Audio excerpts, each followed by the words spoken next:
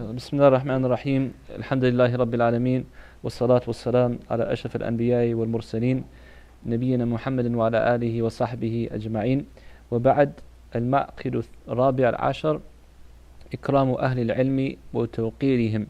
So the 14th chapter, and this is honoring the people of knowledge and respecting them. إن فضل العلماء عظيم ومنصبهم منصب جليل لأنهم أباء الروح فالشيخ أب للروح كما أن الوالد أب للجسد. وفي قراءة أبي بن كعب النبي صلى الله عليه وسلم النبي أولى بالمؤمنين من أنفسهم وهو أب لهم. والأبوة المذكورة في هذه القراءة ليست أبوة النسب إجماعا وإنما هي الأبوة الدينية الروحية فالاعتراف بفضل المعلمين حق واجب. So the scholar, he's saying that the bounty of the scholars, the ulama, is great and it should be appreciated. And their position in society is a high position because they are like the spiritual fathers, just as if you have, fathers from your flesh and blood, your parents, your mom and your dad. These scholars are like your parents of your soul. So, just as the mother and father gave birth to you and raised you physically and took care of your body and your housing and your clothing and your, food, the scholars, they are the spiritual parents. They teach you the deen that you need to know to be successful in this life and the next life. And he's saying that there is a recitation of the Quran, and some say it might be a tafsir by Ubay ibn Ka'ab, one of the great scholars of the Quran and one of the Sahabi, the companions of the Prophet ﷺ. He says in the ayah, the Prophet is closer to the believers than themselves and he is the father of them. In Surah Al-Ahzab, النبي أولى بالمؤمنين من أنفسهم وأزواجه أمهاتهم.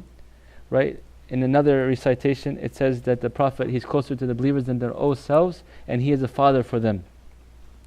And ijma' of the ulama said it doesn't mean he's the father physically, obviously. He's not the father of everybody physically, but he's the father to the believers in the sense that he is their spiritual leader and teacher and mentor, right?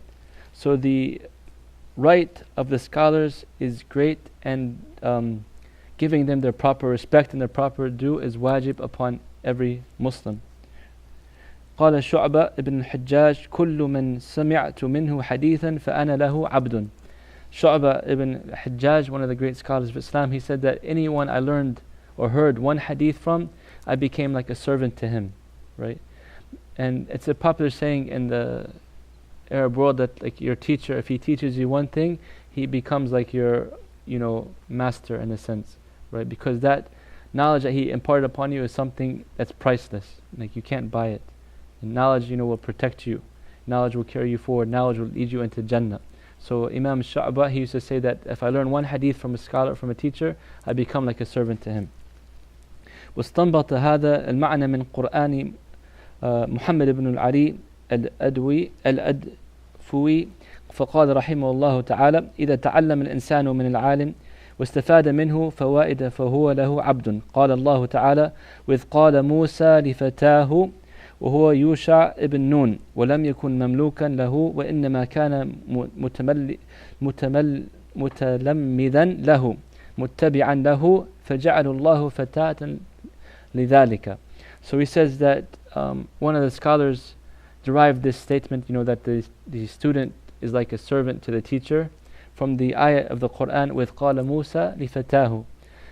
In the Quran, the story of Musa when he went to seek knowledge. He was giving a speech and somebody came and asked him, who is the most knowledgeable? And he said, he was the prophet, one of the great messengers of the world, obviously. So he thought he was the most knowledgeable. And Allah subhanahu wa ta'ala kind of criticized him for that and said, there is somebody more knowledgeable than you and you should go, and Musa, he felt regret for making that statement and not attributing knowledge to Allah subhanahu wa ta'ala. So he went on a journey, and he said he'll continue on that journey no matter how long it takes to find this scholar, this teacher, to teach him knowledge. And that was Khidr, right? So he went on this long journey, but the point that the scholar is making from this, he says, with قَالَ مُوسَى لِفَتَاهُ. Fatah is like your servant person. But we know from the tafsir, from the different scholars, it was Yusha ibn Nun, who was also a prophet, right? So he wasn't a servant of Musa, but he was a student of Musa. But the scholar derived from the tafsir of this ayah saying that Allah called him a servant, meaning that the student of a scholar is like a servant because of the benefit he reaps from that scholar, right? He should, make dua for that scholar. He should, respect the scholar. He should, almost like he's like, serving him basically, because the knowledge that he imparts upon you is greater than any money he can give you.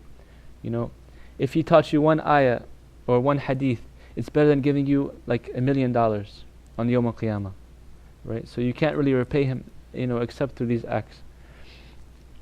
وقد أمر الشرع برعاية حق العلماء إكراما لهم وتوقيرا وإعزازا.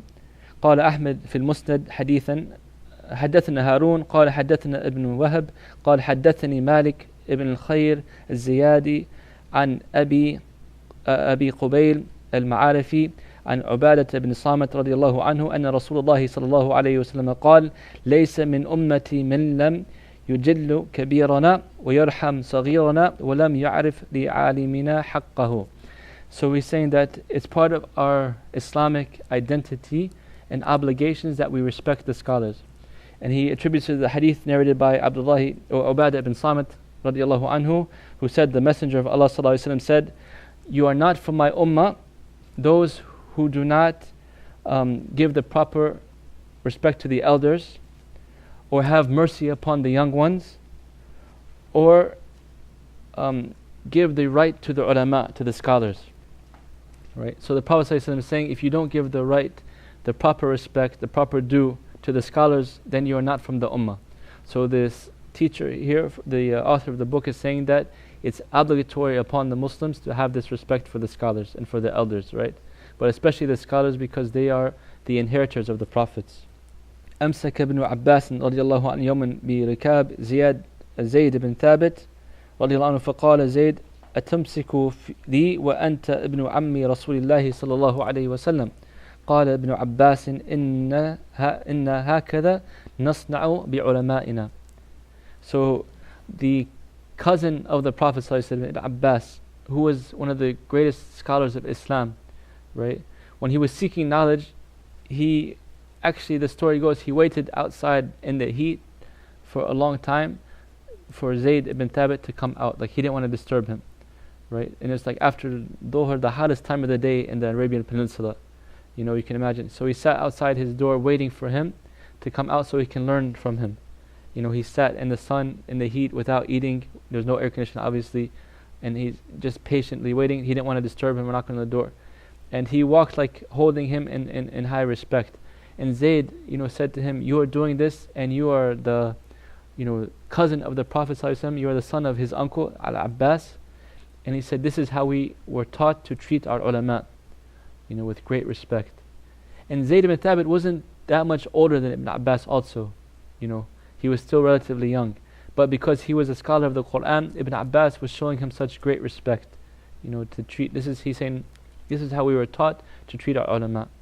And he is from Ahlul Bayt, from the family of the Prophet ﷺ. Look how he respects the knowledge.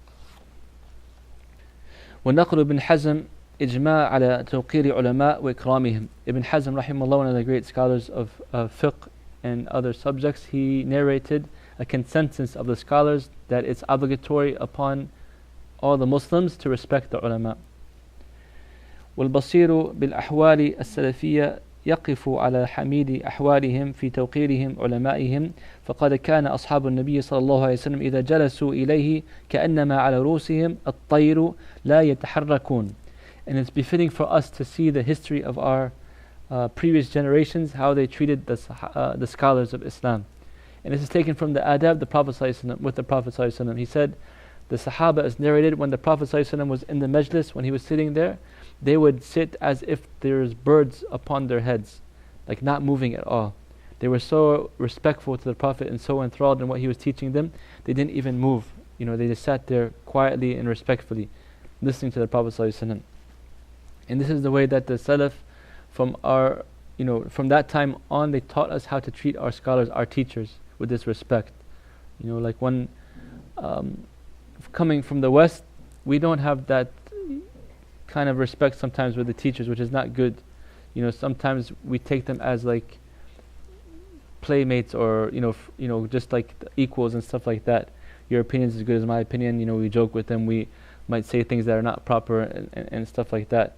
That's how we're taught in general in the Western schools coming up. Also, we're taught to question authority always, and like argue and debate, and it's like you take them more as a companion than as something that's like elder or respectful thing.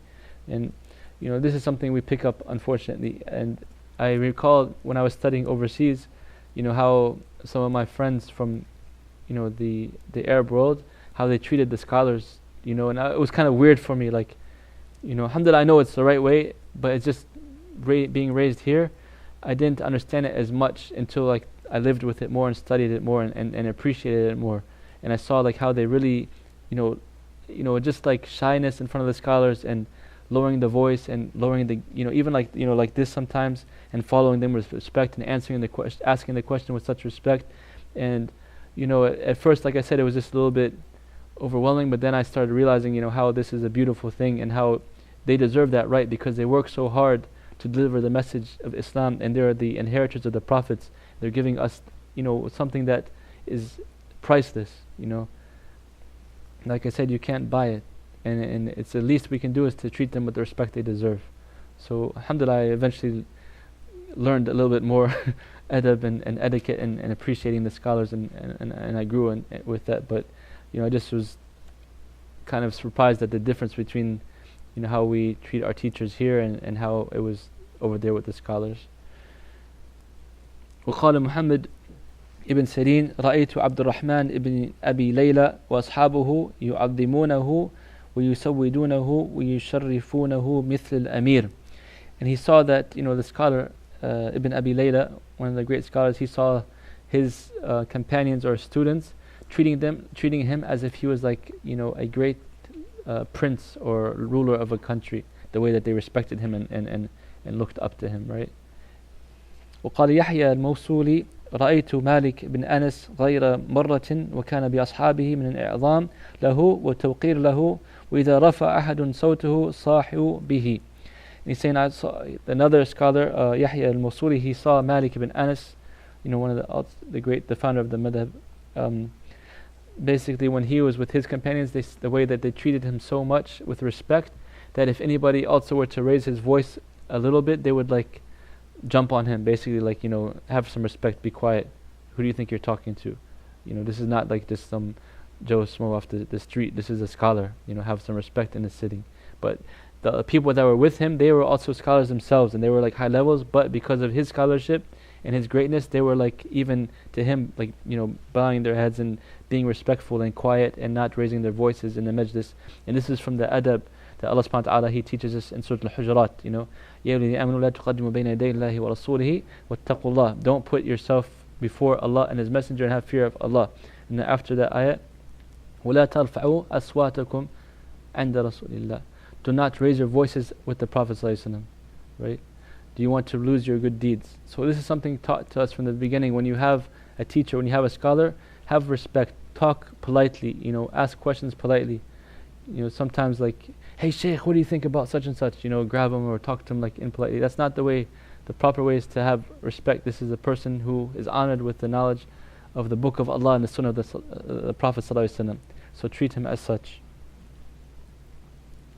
فمن الأدب اللازم للشيخ على المعلم مما يدخل تحت هذا الأصل التواضع له والإقبال عليه وعدم الالتفات عنه ومراعاة الأدب الحديث معه وإذا حدث عنه عظمه من غير علو بل ينزله منزلته لئلا يشينه من حيث أراد أن يمدحه. It's a longer chapter. I'll translate little by little. So he says, from the proper etiquette that a student should have with his teacher is that he should have humbleness with him, right? Have humility, have humbleness. When you're trying to learn something, they say like رجلان لا يتعلمان. Two types of people will never learn. المتكبر والمستحي. The one who has arrogance, or he is too overly shy. The arrogant one, he thinks he knows everything, so he's not going to benefit from learning more, and he's too prideful to ask questions. The shy one, the overly extremely shy, shyness is a good character, but in seeking knowledge, they don't ask questions, so they won't really learn as well. But the point here is saying to have humility and humbleness. When you want to learn something, even in any subject, it's taught in educational theories. You pretend or you train yourself like you don't know anything in that subject.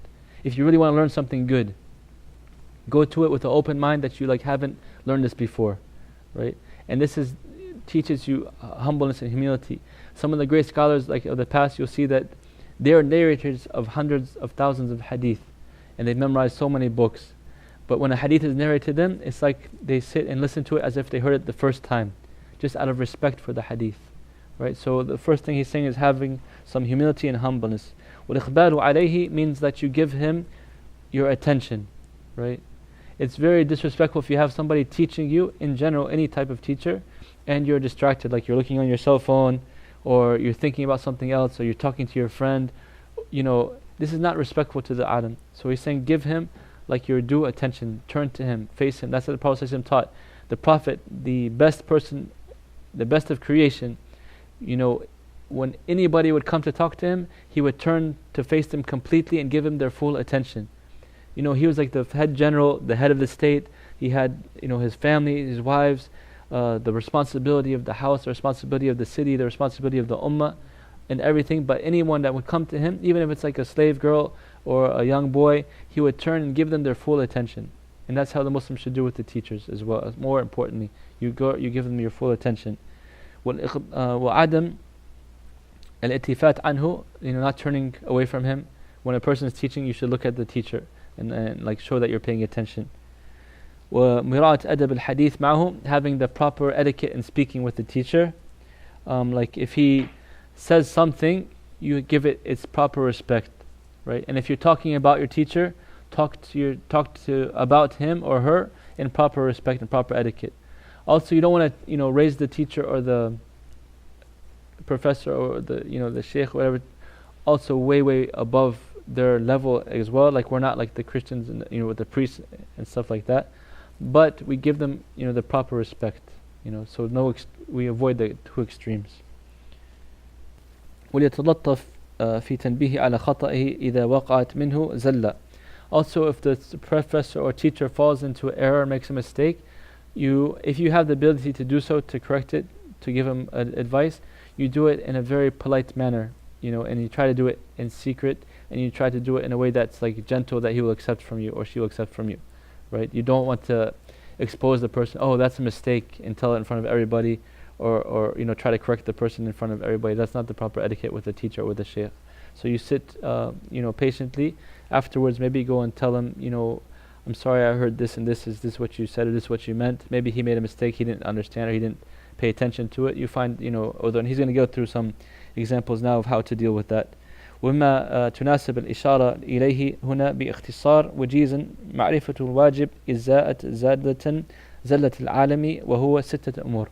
So if the scholar makes a mistake, he's saying there's a way to deal with it, and he's going to talk about 6 principles here in dealing with it, and he's basically summarizing it. Unfortunately, one of the trials and tribulations that hit the Muslim Ummah is people speaking about scholars incorrectly, disrespectfully, or saying things about them that they did not say, and talking about using scholars to basically take down other people. And that was a sickness that happened in the late 90s, and it spread until today. It's still it's dying down, alhamdulillah, but it occurred and it caused a lot of fitna in the ummah. Basically people talking bad about scholars, or using scholars to fight with other scholars and opinions, to fight against others' opinions, and to put down certain callers to Islam. And this is not the way of the Salaf. We should be respectful of our scholars all the time. So he says the first thing, الأول التثبت في صدور زلة منه. First, make sure that he made a mistake and it came from him, right? A lot of times people will say, oh, you hear what he said, and the person never said it before, and you're attributing to him a mistake that he never even said. Second, تثبت في قولها خطأ وهذه وظيفة العلماء الراسخين فيسألون عنها. He said the second is to make sure it's a mistake to start with, right? And this is done only by the ulama, the scholars. It's not done by people that haven't studied anything, right? It's not for like the lay person to go and say, oh Sheikh, you made a mistake in this and that, and he hasn't even studied a sufficient amount of knowledge, right? So first make sure it's a mistake, and only the scholars should have the capability of doing that. ثالث ترك اتباعه فيها, leaving, following him in that. If you know for sure that a scholar is making a mistake and it's wrong, you're not supposed to follow the scholar in the mistake. الرابع التماس العذر له بتأويل سائغ, finding an excuse for him. Trying to find, if a person is making a mistake or falls short, try to make an excuse for that person. Find a way out. Maybe he has certain evidences. It might not be the stronger evidence, but he has something. Maybe he was forgetful. Maybe he misinterpreted something. Try to make an excuse for the scholar before writing him off. والخامس بذل النصح له بلطف وسر لا عنف ولا تشهيرا. Try to give advice to him with gentleness and in secret, not with harshness or out in the open. Right? One of the stories, it's attributed to Harun al-Rashid, I believe, one of the Khalifa of the great Khalifa of the past. A man came to him in front of everybody and sternly said, you did such and such, right? And you're wrong in this and that. And he said, just calm down, because somebody better than you came to somebody worse than me, but he was instructed by Allah to speak in a nice way, right? Anybody who know who that is? No? It's in the Quran. Huh? No. So Harun al-Rashid, somebody approached him in a very harsh manner, saying criticizing in front of everybody, and he said to have some respect, basically calm down. Somebody better than you was ordered by Allah to speak to somebody worse than me in a nice way. I heard somebody say. Somebody said it. No. Yes. قُلْ لَهُ قَوْلًا لَيِّنًا. Allah said to Musa, who was better than this person, obviously because he's a messenger, to Fir'aun, who was a lot worse than Harun al-Rashid, he told Musa, قُلْ لَهُ قَوْلًا لَيِّنًا. Say to him a kind and easy and gentle word. Right? وَمَا كَانَ رِفْقُ فِي شَيْءٍ إِلَّا زَانُ وَمَا نُزِعْ مِنْهُ إِلَّا شَانُ. The Prophet ﷺ taught us that rifq, gentleness, is not in something except that it makes it beautiful. And it's not taken away from something except that it makes it ugly. So having gentleness and giving advice is always better. Like when you give a nice nasiha, comes from the word that means sincerity, right? So if you're really giving advice, good advice to somebody, you have sincerity, you want good for them. So you make a dua for them, make a dua to Allah that gives you the ability to give him good advice in a nice way, and you speak to him in a good way. Anytime, we're human beings, if somebody comes to you and you're wrong, why you do this, this is haram, you're ignorant, you're not going to accept any advice he gives after that. You're going to automatically be on defensive. But if somebody comes to you, brother, I'm sorry, please forgive me, I may have misunderstood. I read this or I heard this, and please correct me if I'm wrong. But they'll be more than happy usually to accept from you the nasiha, right? So it's always using hikmah and gentleness, wisdom and kindness and gentleness when you're giving advice. So especially to the scholars, this is even more important, to be respectful and humble and gentle and giving them true nasiha from your heart. And like he says also, in general, it's mostly the job of other scholars to correct other scholars. It's not the job for the lay person to correct scholars, right? Because we're on way different levels. Not me, I'm not saying I'm a scholar, but I'm saying in general, I'm trying to be a student of knowledge, inshallah, a teacher. But when you see the real, scholars that are known in the world, the way that they have to have somebody at their level to correct them, in general. And I'm not saying it's impossible. Of course, somebody, if the truth is clear and he knows it and it's in front of him, they can do so. But in general, usually the scholars, the mistakes that they have, if it's ijtihad or something like that, it's not at our level to go and jump to conclusions. سادس حفظ جنابه فلا تهدر كرامته في قلوب المسلمين. Basically, if you see a scholar or a teacher or someone of goodness making a mistake, you try to protect their honor, because you don't want to have hatred in the heart of the Muslims against this person. Every son of Adam, every child of Adam will make a mistake. The Prophet ﷺ said, "Kullu ibn Adam khata' wa khayrul khata'ina tawwabun." Every child of Adam will make a mistake or fall into sin or fall short, and the best of them are the ones who make tawbah, repent to Allah subhanahu wa ta'ala. Right? So if you catch somebody that made a mistake or has a fault, especially if they're the scholars, try to cover it. Don't expose it. It's not, unfortunately, in our times also, that's some of the thing that's popular, to expose the faults of the people. That makes daily news. If somebody does something big haram or very big mistake, it's newsworthy to spread all over and tell everybody about it. But in Islam, in general, it's better to have sitr. You don't want the fahisha to spread to the hearts of the believers. So you try your best to contain it and to protect the honor of the scholars. Ibn Rajab and Imam Al-Shatibi rahimahullah fil Muwafaqat, they say that it's لا يحكم أحد على أحد من علماء أنه زل إلا عالم مثلهم, that nobody can give the ruling that the scholar has fallen or made a big error except a scholar at the same level as him. Right? That's just a general principle. أما المتعلمون فإذا عرض لهم شيء من ذلك فيرفعون ما أشكل عليهم إلى العلماء. أما تصدر المتعلم لرصد الزلات ومناقشة الإشكالات فمن بلايا العصر وفاقره.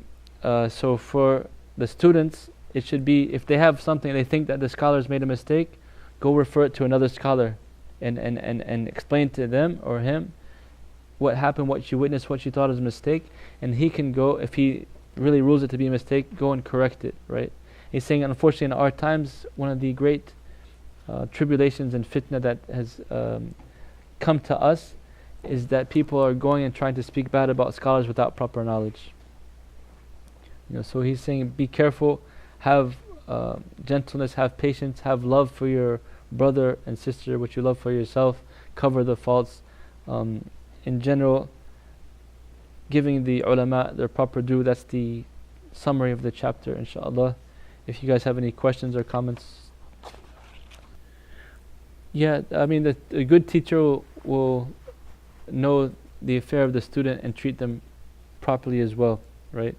The same thing works both ways, like the Prophet ﷺ said, whoever does not have mercy upon our young ones is not from us. مَنْ لَمْ يَرْحَمْ صِغَارَنَا فَلَيْسَ مِنَّا. Right? So respect goes both ways. And the teacher, the true teacher, he makes dua for his students.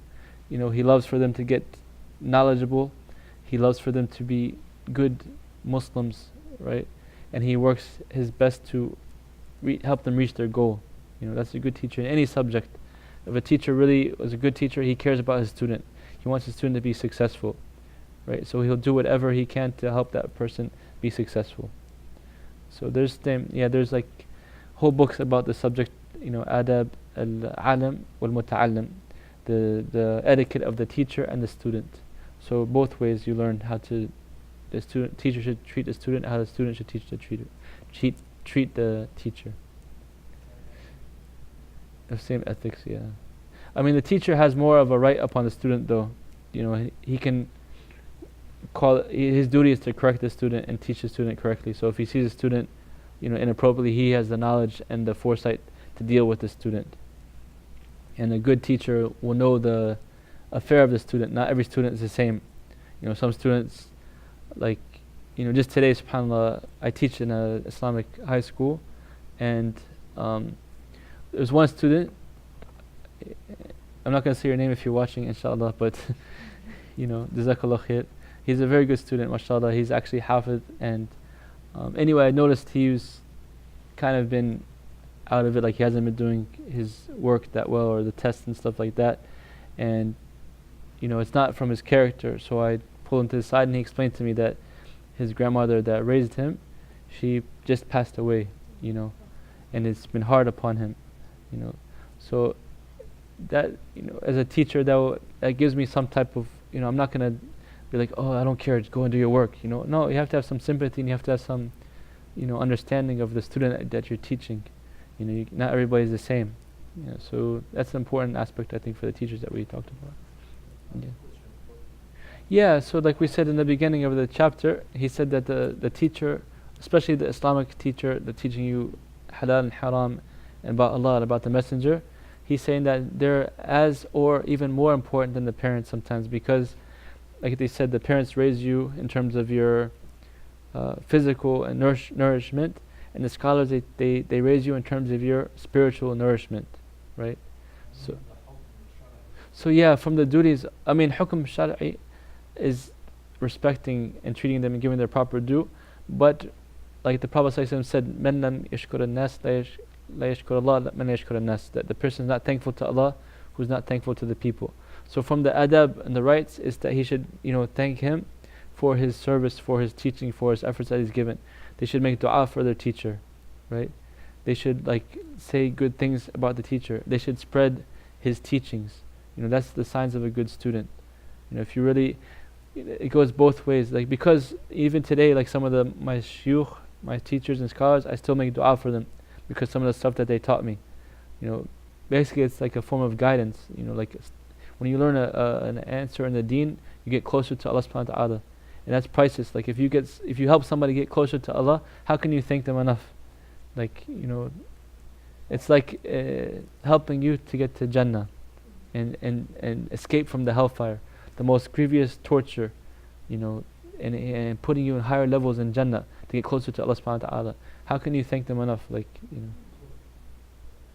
That's from the ibtila, because the prophets, he said that the most tried people are the messengers and the prophets, and then the ones after them, then the ones after them.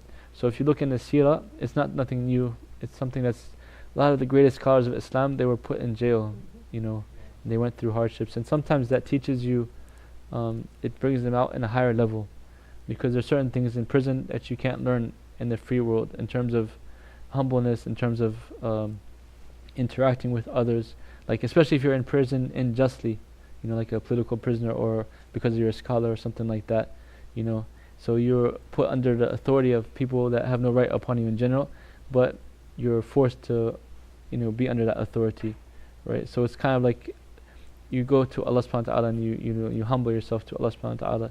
And many of the great leaders in society they went through prison. Yusuf, the prophet, he went through the prison unjustly for, some say 7 years, some say 10 years, some say more, and all that time he was patient. He was like a model prisoner. And then he came out, and Allah made him to be the minister of finance over the whole Egyptian kingdom, right? So sometimes through tribulations come greatness, Some of the scholars wrote books. Yeah. Ibn Taymiyyah, the Fatawa, that's 30 volumes he wrote from prison. Huh? Ibn Qayyim was jailed, Zamakhshari, I think 4 imams, all 4 of them were put in prison sometime or the other. So all these tribulations the scholars go through, and makes them, it's because Allah loves them, we think that, because the Prophet ﷺ said, Inna Allah idha habba abdin ibtalahu, that if Allah loves a servant, he gives him a test, or gives her a trial or a tribulation. Yeah. Inshallah. It's not the same as the scholars of the deen, of the religion, but it's still you respect any teacher in general, because they're teaching you, they're going out of their way to give you some type of benefit. Benefit for dunya. Even the Islamic scholars, it's giving you benefit for dunya and akhirah. Yeah. So yeah, you should have the same etiquette and yeah, I know. I don't know if it's the same sentence, because in the tafsir it's referring to the scholars of Islam, but in terms of etiquette and adab and manners with them, of course it's the same, because they're teaching you something, they're going out of their way. They said that it's one of the most overworked and undercompensated fields sometimes in teaching. So they work, teachers work hard to teach, and they don't get compensated as much. So it's good to help them, show them that they're appreciated. And many teachers, they make differences in the lives of people. I can remember even in high school, from a non-Muslim teacher, he had a big effect in terms of what he taught me, and I appreciated it, and it helped me in life in general. So of course, I'm going to treat him with respect and thank him and be kind, That's just something that's common. If somebody does something good for you, then you should be thankful, right? Types and different levels. Yeah, because like the Prophet ﷺ said, Al-ulama warathatul anbiya, that the scholars are the inheritors of the prophets. النبي لا يرث درهم ولا دينارا لكن يرث العلم. The prophets don't leave behind money, coin or dollar, but they leave knowledge. So whoever takes from that knowledge is taken from a great inheritance. So in another narration, the Prophet ﷺ is saying that the scholars are the inheritors of the ulama. So the inheritors of the prophets. Right? So how would you treat the Prophet ﷺ if he was here? And the Anbiya in general. Right? So think about that. These are ones that are delivering the message to you after the Prophet. So you have to hold them in that high level, basically. They're not infallible, obviously. Everybody makes mistakes. But still, to respect them for the knowledge that they have in their hearts. I mean, they're teaching you knowledge of Islam is sufficient. Yeah. Even in the past, there were some scholars that were very harsh on their students. Like very like... No, I mean, in the past there's no telephones, but I mean the good adab, obviously the way that they treat the students, yeah, they would check on them, they would ask, why is the student missing today, is he okay? I remember I was sick once in when I was studying in Medina, and he's a famous scholar now, he's on the Hayat Kibar Ulama, like he was asking this, and he's very busy, he would teach, he was one of the great scholars, he's currently one of the great scholars in the world, mashallah. But he would teach us in the university, and then he would teach in Jeddah, in Riyadh, and then in Medina, and he's always busy, mashallah. Like he was asking the students how he can come visit me, just to check if I'm okay in the hospital. And I was it really touched me that he would even, think of me, let alone want to come to visit. And then like I told him, it's not a big deal, like he's really busy and I'm, fine, alhamdulillah. But afterwards, like when I saw him, he like, I'm so sorry, I heard you in the hospital, I didn't come to visit you, and I was like, no, it's okay, and jazakallah khair, I appreciate your dua for me. And he took me, gave me a ride, and like talked to me and asked me like, is everything okay, and my family and all this other stuff. Like he took out, it just really touched me that it's this person, it's like someone at the president's cabin or something like that. That's how like he's at a high level of scholarship, mashallah. Like people from all over the world call him for fatwa and stuff like that, and he's respected amongst all the scholars, and he would just go out of his way just to check on me. Like that meant so much to me, as a student, mashallah. So yeah, that's how the sunnah of the Prophet ﷺ, to check on the people. Yeah, alhamdulillah. Yeah. But like I said, their responsibility is to teach the knowledge. Sometimes some will be very good in following the sunnah and checking and being kind and gentle and loving, and some will be very like harsh and disrespectful and not the best manner, which is not good, but because of the knowledge that they're giving you, you're patient with that and you take from them. Like even so, like there's stories of the past, some scholars would put like guard dogs at their gate so people won't the students would have to go through that to get to them, because they want to test how serious are you to seek the knowledge. Some people, like I remember a story in modern times, a friend was telling me how a scholar from Syria went to go study with one of the great scholars in Morocco, who was a scholar of hadith, and he has a PhD and he's like a teacher and a scholar reputable from his country. But he went there, the teacher, he just ignored him like for a while, and then the guy was like, he's humble himself because it's for knowledge's sake, and then he thought he was gonna go read for him because he's a high level himself. And the sheikh told him like, for 6 months I want you to organize the shoes outside the class, basically like clean, organize the shoes and stuff like that, and he was humble because he was a scholar, so he just bowed his head and he obeyed and he listened, and he didn't even read or do anything for those 6 months, just basically taking care of like cleaning stuff, right? And then after that he came and the sheikh gave him a lot, right? So he said what he wanted to do was to empty the heart from all that pride and arrogance and I have my PhD and I'm this and that, to humble yourself for the sake of knowledge. And then the sheikh saw how serious he was and how patient he was. Then the sheikh gave him all like he could give him, and this guy became a great scholar as well. So sometimes the sheikh or the teacher will test the student to see if he's serious.